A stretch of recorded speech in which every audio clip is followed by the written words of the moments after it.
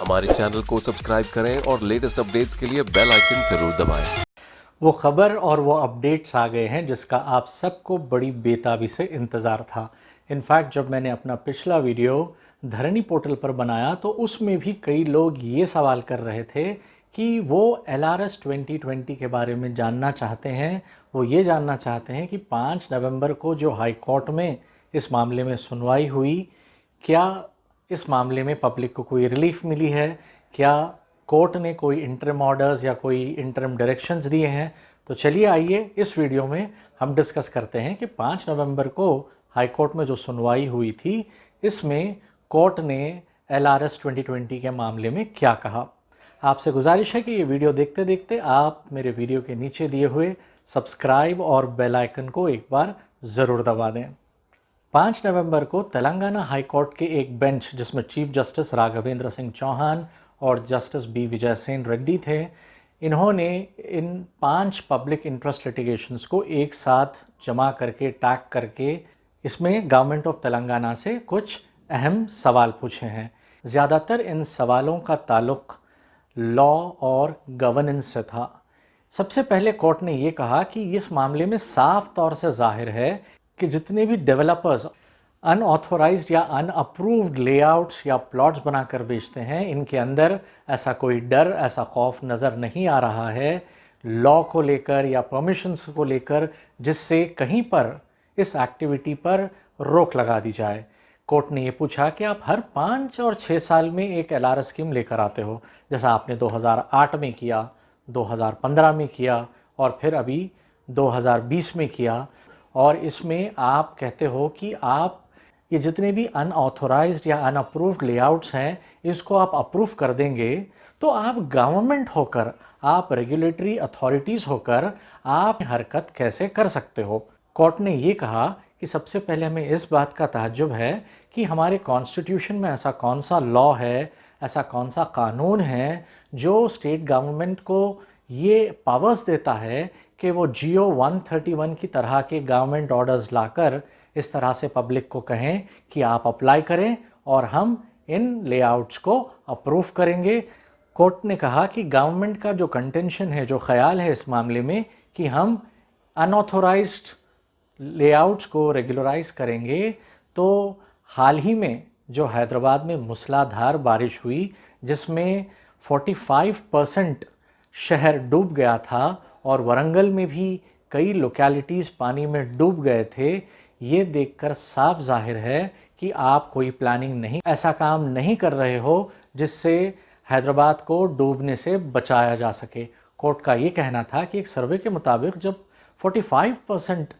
हैदराबाद पानी में डूब चुका था, कई कॉलोनीज़ डूब चुके थे, और जो 80% वाटर बॉडीज़ है, यानी कि जितने भी तालाब थे हैदराबाद में, एक वक्त ऐसा था जब हैदराबाद में 2000 से ज़्यादा तालाब या वाटर बॉडीज़ हुआ करती थी। जब ये 80% गायब हो चुकी हैं और जहाँ देखो वहाँ या तो वो चाहे इलीगल हो या चाहे परमिशंस लेकर बनाए हुए हों, इस तरह की जो इतनी कंस्ट्रक्शन एक्टिविटी हुई है, इसको देखते हुए कोर्ट को ऐसा नहीं लगता कि गवर्नमेंट एक सस्टेनेबल और एक प्लान तरीके से शहर को आबाद करने में या फिर एक प्लान सिटी बनाने में कोई इक़दामात उठा रही है। आपको याद होगा कि हाल ही में जब फ्लड्स आए थे, जब हैदराबाद पानी में डूब गया था, तो किस तरह लोगों की गाड़ियाँ, कार्स और बाइक्स तक पानी में बह के जा चुकी थी। दुनिया भर में एक तरफ जहाँ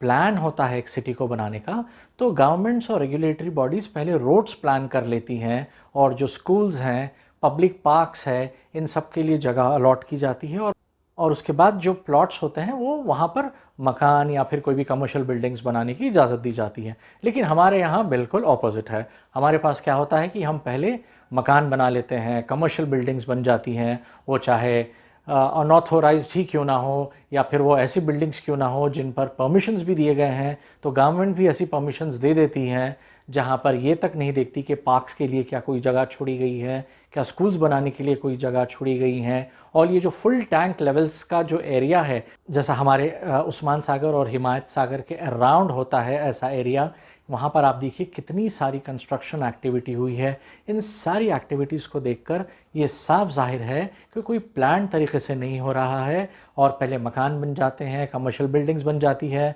हमारी कार्स बाइक्स पानी में बहकर चली जाती है और फिर उसके बाद जब एक ज़बरदस्त मूसलाधार बारिश होगी तो फिर सारा शहर पानी में डूब जाएगा और फिर हम इंतज़ार करेंगे कि इंडियन आर्मी या डिज़ास्टर रिस्पॉन्स टीम्स आकर हमें बचाएं, हमें कश्तियों से हमारे घरों से बाहर निकालें। तो ये तो कोई तरीक़ा हुआ नहीं कोई शहर को प्लान करने का। यही बात को हाई कोर्ट ने पॉइंट आउट किया और फिर और एक बहुत अहम सवाल ये पूछा कि जब लेआउट्स में